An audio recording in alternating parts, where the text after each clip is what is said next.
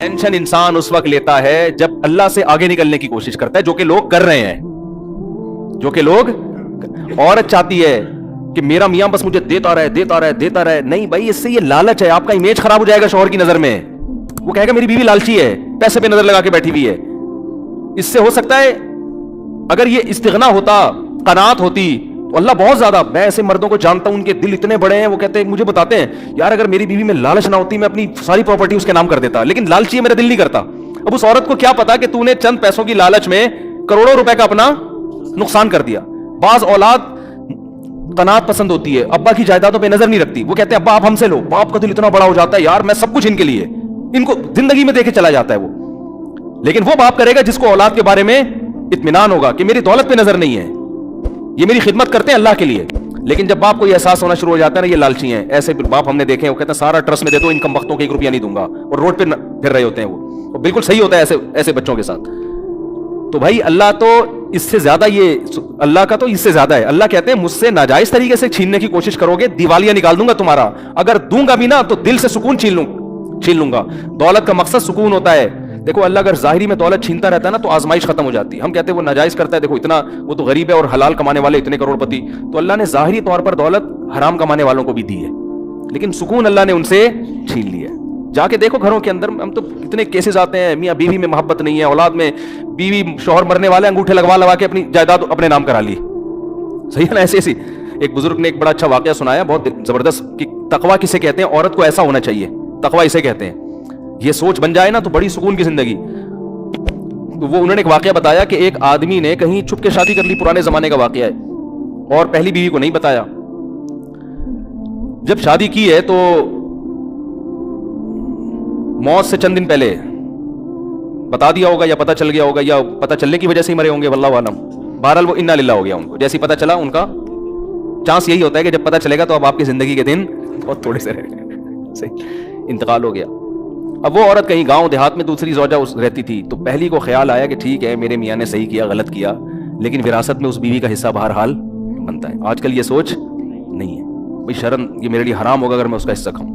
تو جو اس کی وراثت کا بڑا کروڑ پتی آدمی تھا، وہ حصہ لے کر گئی ہے اس پہ دوسری زوجہ کے پاس. وہ یہ کہہ بھی سکتی تھی کہ تو چھپ کے کیا ہے نا، ہم تھوڑی ذمہ دار ہیں، ہمیں تھوڑی بتایا تھا. اس کے پاس حصہ لے کے گئی. یہ جب خدا کا خوف ہوتا ہے نا، لالچ نہیں ہوتی، تو ایسے ہوتا ہے. اور ایسے لوگوں کے لیے اللہ پھر رزق کے دروازے الگ طریقے سے کھولتا ہے. اس کو میں ابھی حدیث سناتا ہوں اس پہ، کیسے اللہ غیب سے رزق کے دروازے کھولتا ہے. اللہ پہلے آزماتا ہے کہ حرام کی طرف مت جاؤ. حرام میں اگر ملے گا بھی نا سکون گیا. لالچ، ہوس، یہ چیزیں انسان میں پیدا ہو جاتی ہیں. تو جب وہ اس کے پاس گئی اور کہا کہ بھائی میرے میاں نے کی ہوئی تھی، ہمیں پتہ چلا، اور اب میں تمہاری وراثت نہیں کھا سکتی، جتنا میرا حصہ اتنا ہی تمہارا. وہ بھی کتنی خاندانی. اس نے کہا کہ آپ کے شوہر نے مجھے 3-4 مہینے پہلے طلاق دے دی تھی. مسئلہ یہ ہے کہ شوہر اگر 1 یا 2 طلاقیں دے اور بیوی کی عدت ہو تو عدت کے دوران عورت کو وراثت ملتی ہے. پھر اگر مرض موت میں طلاق دے دے، اب وہ ایک الگ مسئلہ ہے، لمبی بحث ہے. تو کبھی کوئی مبتلا ہو تو پوچھ لے. میں اس لیے کہہ رہا ہوں کہ ایسا نہ ہو لوگ میرے بیان کو ایک مسئلہ بنا کے بھی پیش کر دیتے ہیں، لیکن عدت بھی ختم ہو چکی تھی. تو انہوں نے اس بات کا بتایا نہیں تھا، لہذا میں ان کی زوجہ نہیں ہوں، میرا حصہ نہیں. کیسی خاندانی عورتیں تھیں کہ نہیں تھیں.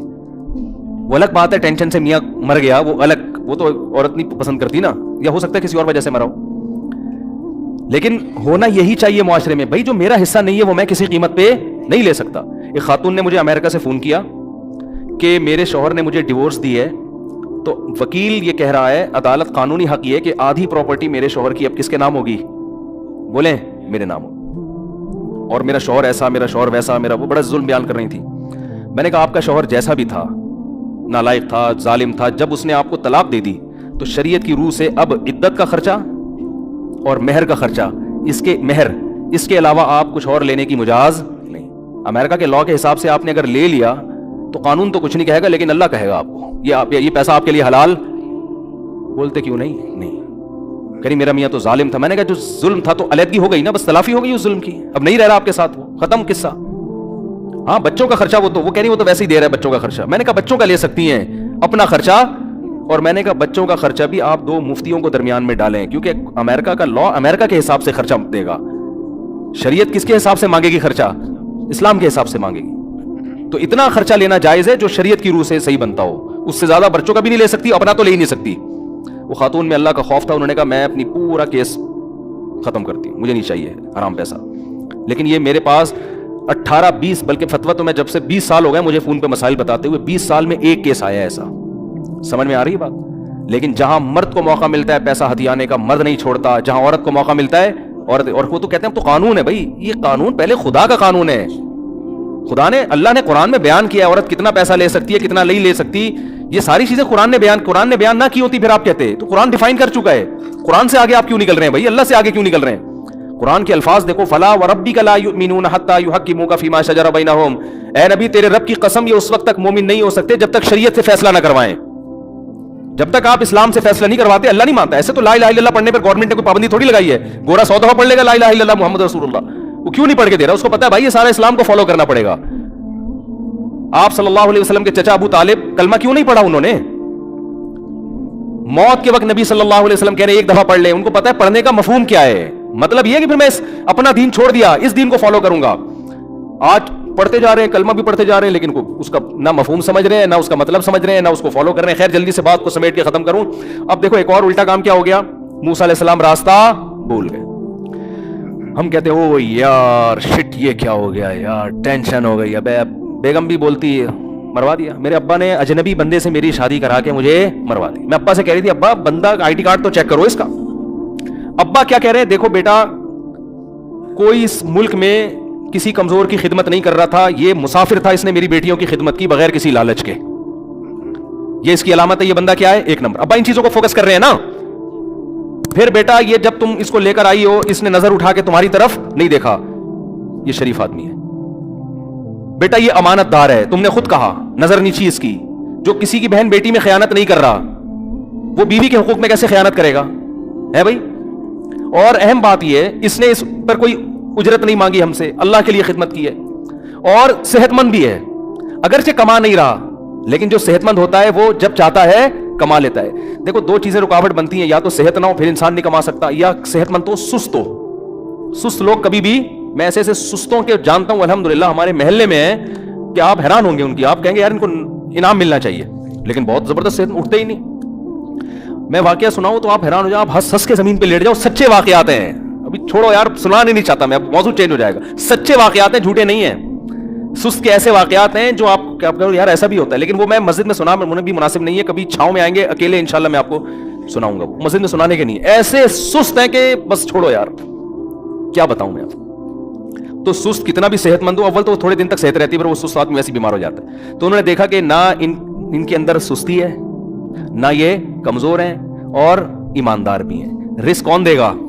یہاں یہ سوچ رہے ہیں کہ نکاح کرو, اگر فقیر ہو گیا اللہ غنی کر دے گا. بھائی نکاح کر دیں گے, اللہ کا وعدہ ہے غنی, نہیں کیا تو اس کا مطلب اللہ کی مرضی یہی ہے.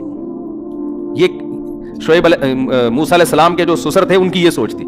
تو بیٹی بھی اللہ پہ توکل کر رہی ہے, نہیں کہہ رہی ہے ابا کیا اجنبی بندے سے شادی کرا دی, اب وہ لے کے جا رہے ہیں مصر, راستہ ہی بھول گئے, یہ تو بڑی مصیبت. وہ بھی صبر کر کے بیٹھی ہیں, بھائی میرے باپ کا انتخاب اچھا تھا, اب جو پریشانی آئے گی وہ کس کی طرف سے ہے, اللہ کی طرف, اسی میں خیر ہوگی.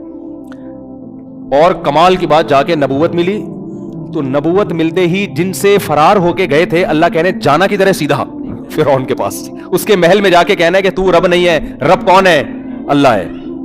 تو یہ تو ایسا ہو گیا کہ میں کہتا ہوں کہ اگر ہم ہوتے, ہم کہتے ہیں اللہ یہ تو بالکل ہی لوجیکل بات ہے تیری, کس طرح کی اللہ باتیں کر رہا ہے.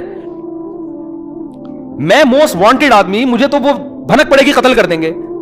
اگر تو مجھے یہ کہتا کہ جا کے کسی اور کو دین کی دعوت دے, تو یہ بھی خطرہ تھا کہ فرعون کہے گا میرے ملک میں میری ایک نئی تحریک کھڑی ہو گئی ہے جو دوسرے مذہب کی طرف بلا رہی ہے, اور تو کہہ رہا ہے جا کے بات کس سے کرنی ہے, ڈائریکٹ فرعون سے. تبھی موسیٰ علیہ السلام نے کہا انی قتلت منہم نفسا, اللہ میں نے تو قتل کیا, مجھے مار دیں گے وہ. اور یہ ہے, اور پوری تقریر اللہ نے کہا کلا ہرگز نہیں, جانا پڑے گا تجھے, جانا پڑے گا, اور جا کے اس کو دعوت دینی پڑے گی. اور پھر اتنی آزمائشیں, جب موسیٰ علیہ السلام گئے فرعون کو دعوت دی, جو کچھ آزمائشیں قرآن بیان کر رہا ہے. موسیٰ علیہ السلام بنی اسرائیل کو بھی تسلیاں دے رہے ہیں, اللہ کی مدد آئے گی, اللہ کی مدد آئے گی, ادھر بھی تسلیاں دے رہے ہیں. یہاں تک کہ قرآن کہتا ہے بنی اسرائیل پر اور مصیبتیں شروع کر دی فرعون نے, اور عذاب شروع ہو گئے. یہاں تک کہ بنی اسرائیلی جو حضرت موسیٰ کو پیغمبر مانتے تھے, معجزے دیکھ چکے تھے, کہنے لگے اوذینا من قبل ان تأتینا ومن بعد ما جئتنا, اے موسیٰ تیرے آنے سے ہمیں کوئی فائدہ نہیں ہوا, تیرے آنے سے پہلے بھی عذاب میں اور تیرے آنے کے بعد بھی ہم عذاب میں ہیں. اور حضرت موسیٰ کیا تسلی دے رہے ہیں, عسیٰ ربکم ان یہلک عدوکم, उम्मीद रखो अल्लाह तुम्हारे दुश्मन को हलाक करेगा। ये जो इतने सारी नाकामियां अल्लाह पैदा कर रहा है, नाकाम करने के लिए नहीं। अगर अल्लाह हमें नाकाम करने के लिए कर रहा है, इसका मतलब अल्लाह की नजर में फिरौन बड़ा है और हम अल्लाह की नजर में छोटे। तो फिरौन कैसे बड़ा हो सकता है? वो तो अय्याश है, वो तो जालिम है। ये तवक्कुल चाहिए अल्लाह को अपने बंदों से। बात समझ में आ रही है कि नहीं आ रही है?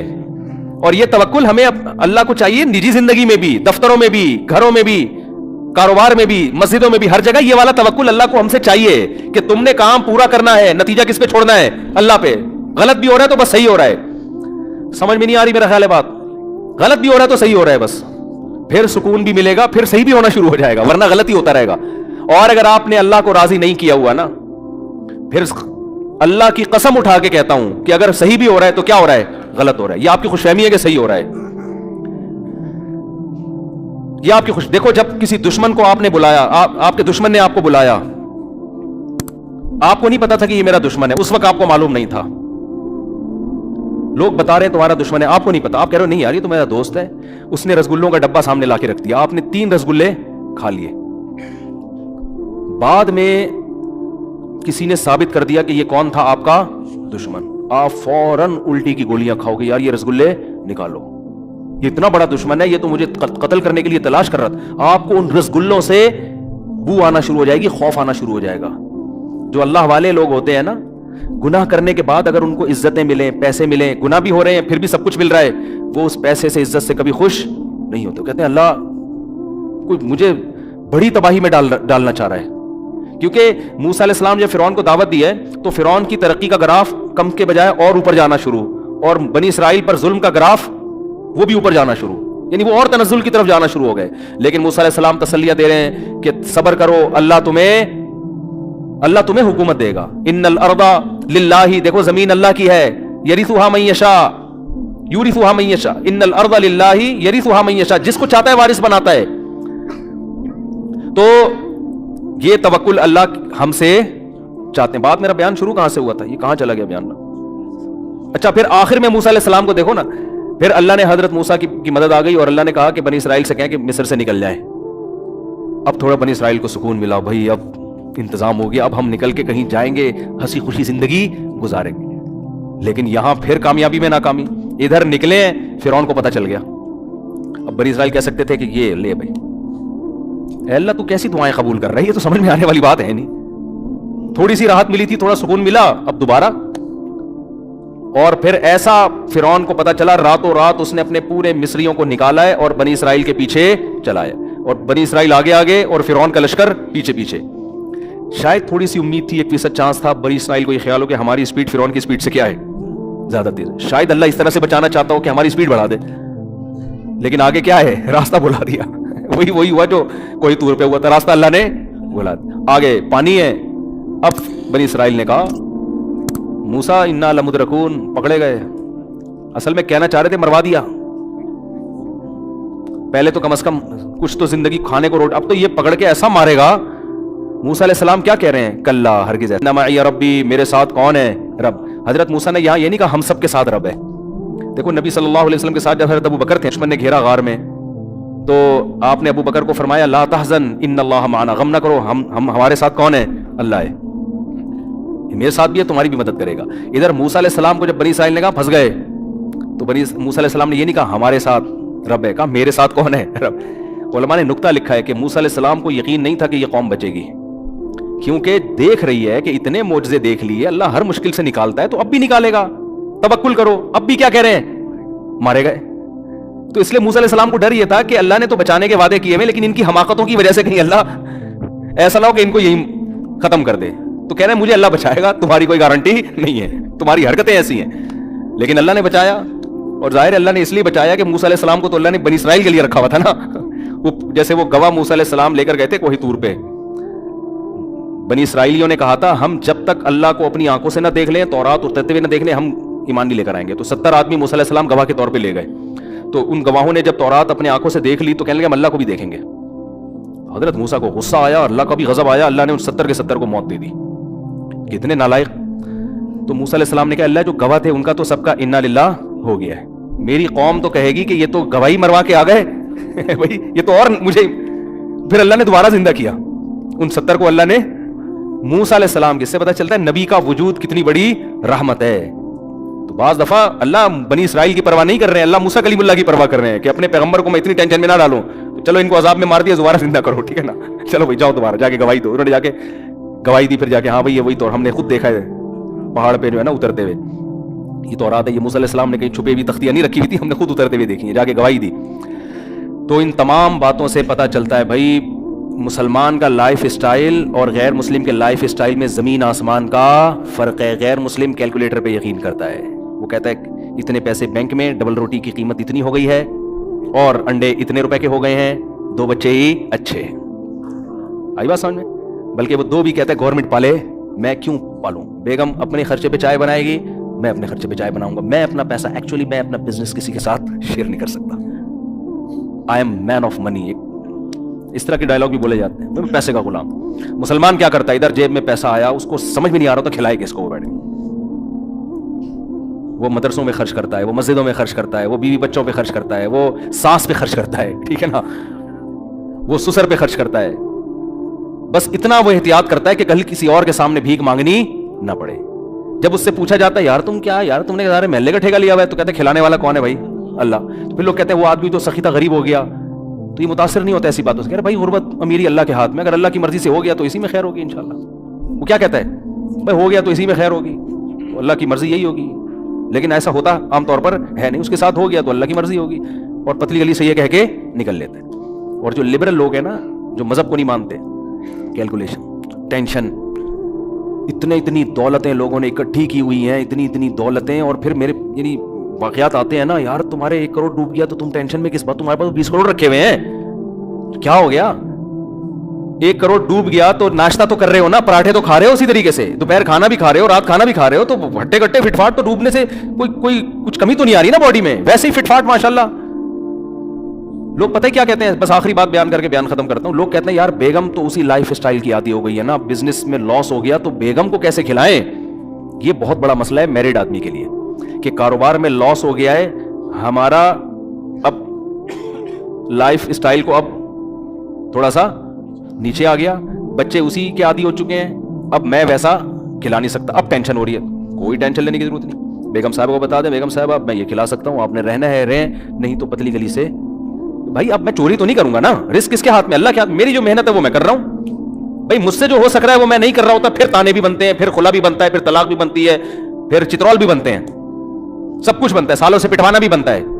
لیکن میرے بس میں نہیں ہے, رزق اللہ کے ہاتھ میں ہے. تو یہ ہے, تو میں بھی سوکھی روٹی کھا رہا ہوں, اور ہمارے نبی بھی جو ہے نا فاقہ ہوتا ہے تو ہم بھی فاقہ, آج پیر کے دن روزہ رکھتے ہیں, تو یہ تم بھی سحری میں 2 پاپے کھا لینا, میں بھی کھا لوں گا. یا تو میں باہر پیسے کھا کے باہر جو ہے نا میں لگژری لائف گزار رہا ہوتا, گھر میں تو میں فاقوں میں رکھا ہوتا, پھر تو بات ہے. لیکن جب یہ اس سے زیادہ میرے بس میں نہیں ہے.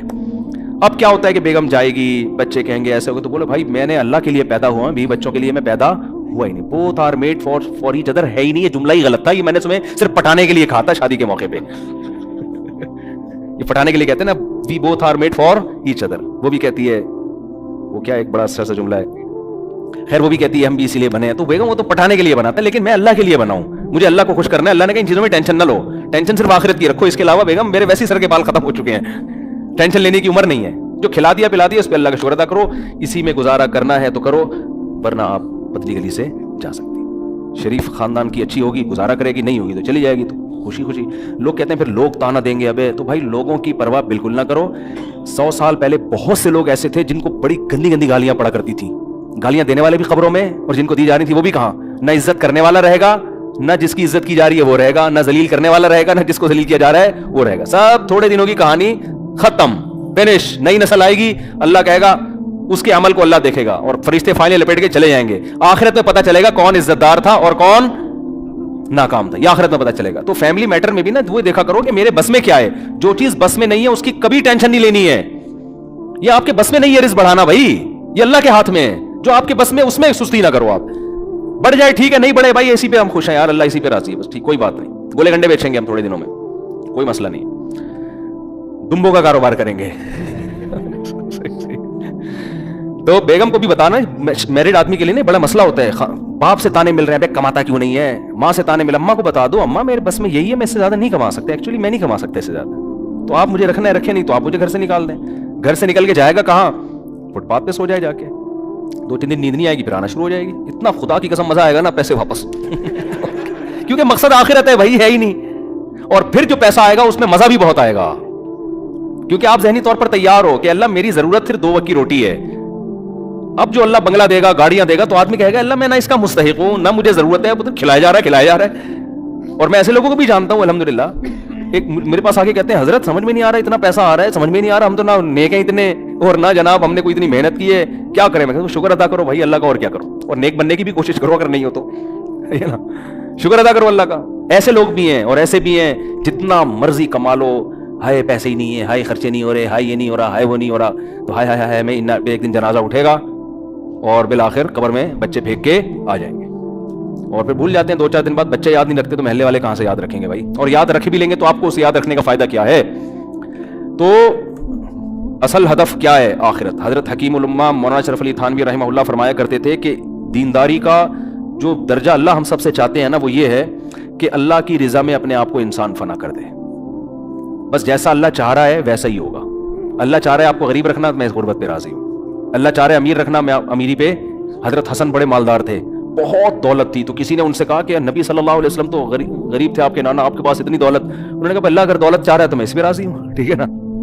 बाज लोग खाम में तकल्लुफ करते हैं ना, एक्चुअली मेरे पास इतना पैसा आ गया, इतनी टेंशन है मुझे, मैं तो गुर्बत की जिंदगी चाह, लेकिन क्या करूं, लोग हदिये दे के चले जाते हैं, तो बिल आखिर मुझे निहारी मगज डाल के खानी पड़ जाती है। आई बात समझे? बाज लोग बुजुर्ग होते हैं, खा बहुत अच्छा रहे होते हैं, जब नेक लोग होते हैं, खा बहुत अच्छा, गाड़ियां बहुत अच्छी, तो जब लोग कहते हैं कि आप इतनी लग्जरी लाइफ स्टाइल, एक्चुअली वो क्या करें यार, मजबूरी है। भाई बोलो है ना, अल्लाह का फजल है यार। जब अल्लाह अच्छी गाड़ी दे रहा है, अच्छा लग्जरी लाइफ है, तो तेरे को तकलीफ क्यों हो रही है? मैं निहारी अपने खर्चे पे खा रहा हूं ना, कल मैंने निहारी खाई है, मगज निहारी इसलिए मुझे याद है हकीकत है, तो अपने खर्चे पे खा रहा हूं ना मैं।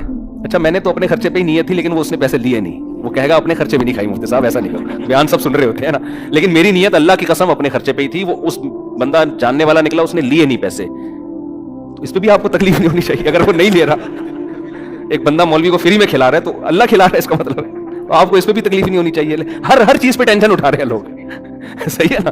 तो ना दूसरे की दौलत देख के चलो, ये समझो कि ये दुनिया दारे फानी है। ये जो लैंड क्रूजर में घूम रहा है, थोड़े दिन ये भी कब्रिस्तान, कब्र के पेट में होगा, और जो फुटपाथ पे सो रहा है वो भी बिलाखिर कब्र के पेट में। मूसा अलैहिस्सलाम मिस्कीनी में जिंदगी गुजर गई, कामयाब हो गए। फिरौन ने दौलत हुकूमत में जिंदगी गुजारी, बर्बाद हो गया वो। तो असल बात अल्लाह को हदफ बनाए इंसान, समझ रहे हो? इससे सबसे पहला इनाम पता है क्या मिलता है? सुकून, इत्मीनान। डिप्रेशन से, स्ट्रेस से आदमी बच जाता है, सुकून की जिंदगी गुजरती है। मैंने दुनियादारों के साथ भी टाइम गुजारा है, अल्लाह वालों के साथ भी। जो बड़ा फर्क मुझे दोनों की जिंदगियों में नजर आया है, वो सुकून का नजर आया है। अहलुल्लाह की जिंदगी में ऐसा सुकून होता है, उनके चेहरे से पता चल रहा होता है सुकून में है ये। और ये जो दीनदारों की तबीयत में मिजा होता है ना, ये भी सुकून की वजह से होता है, समझते हो? जो भी बुजुर्ग लोग हमने देखे, उनकी मिजा की हिस्स बहुत तेज देखी है, ये सुकून की वजह से होता है ना। जब आदमी टेंशन में होता है तो उसको लतीफा सुना, आदमी कहता है मैं तो साला मैं बीवी भाग गई है, तो लतीफा सुना रहा है मेरे सामने बैठ के सही बता रहा हूं। जरूरी नहीं कि जो खुश हो वो दीनदार भी है, ये जरूरी नहीं है। तो लेकिन एक उसूल आम तौर पर ऐसा होता है कि दीनदारों को अल्लाह ने सुकून में रखा हुआ है, और बेदीन लोग सब कुछ हो के भी चेहरों से लग रहा होता है यार ये सुकून में नहीं है, ये हुरलाई में जिंदगी गुजर रही है। हवस लालच, उधर से न छोड़ो उधर से न छोड़ो, टेंशन, इतना कमा कमा के भी टेंशन के छिन ना जाए, फिर छिन ना जाए, जाया ना हो जाए। तो जब अल्लाह के हाथ में खजाने हैं तो भाई अल्लाह देगा, ठीक है। अल्लाह नहीं देगा तो अब क्या, अल्लाह से थोड़ी लड़ सकते हैं, मांगते रहेंगे अल्लाह से। हम अबदियत का तकाजा ये है कि आदमी अल्लाह के सामने फंटर बनने की कोशिश ना करे। ये नहीं कहे कि अल्लाह तेरी मर्जी, तू मुझे दे, नहीं दे मैं तो बस गुजारा नहीं। भाई अल्लाह के सामने अल्लाह मैं मोहताज हूं, मेरे अंदर टेंशनों को बर्दाश्त करने की ताकत नहीं है। अल्लाह को आजिज़ी पसंद है, अल्लाह के सामने फंटरगिरी नहीं होनी चाहिए। अल्लाह मैं मोहताज हूं, मुझे सेहत भी चाहिए, मुझे नेक बीवी भी चाहिए, मुझे सेहतमंद औलाद भी चाहिए, मुझे इज्जत भी चाहिए, और रिस्क में कुशादगी भी चाहिए। वो जो गुर्बत के जरिए तू आजमाता है अल्लाह, वो वसीम भाई को आजमा ले, मुझे छोड़ दे सही है, नाम ना लो लेकिन फरिश्ते समझ जाएंगे किसकी बात कर रहा है। तो अल्लाह मुझे तो कुशादगी, तो अल्लाह से मांगना यही चाहिए, समझ रहे हो? यही मांगनी चाहिए। एक सहाबी को जब पता चला ना सबर की इतनी फजीलत है, तो वो दुआ मांगने लगे, अल्लाह मुझे परेशानियों में डाल दे ताकि फिर मैं सबर करूं। आपने फरमाया ये दुआ मत मांगो, खुद नहीं मांगो अल्लाह से। तो अल्लाह के लिए तो भाई हजरत अय्यूब अलैहिस्सलाम जो थे, बीमार थे, तो सोने की टिड्डियां गिरना शुरू हुई। जब सेहत मिली है ना उनको, तो सारी टिड्डियां जमा कर रहे हैं, गोल्ड। तो अल्लाह ने कहा अय्यूब मैंने तुझे मुस्तगनी नहीं कर दिया, इतनी दौलत दे दी, अब मैं आसमान से टिड्डियां बरसा रहा हूं तो जमा कर रहा है। लेकिन उन्होंने कहा अल्लाह मैं तेरी रहमत से मुस्तगनी नहीं हूं। تو جتنا دے گا میں تو لوں گا, آنے دو بھائی. یہ ایسے ہی جیسے ابا نے آپ کو بہت پیسے دیے, ایک دن ابا نے آپ کو کہا چلو بیٹا میں تمہیں گولا گنڈا کھلاتا ہوں. ابا ایک گلے گنڈے غریب لوگ کھاتے ہیں, مجھے ضرورت نہیں ہے. ابا کو غصہ آئے گا نا, ابا کہے گا تو ہے بہت بڑا فنٹر ہے, ہمیں پتا ہے تو سیٹ کا بیٹا ہے, جب میں تجھے دے رہا ہوں نا تو عزت کے ساتھ گلا خراب تھا نہیں کھاتا, کسی اور کو کھلا دیتا, لے لیتا.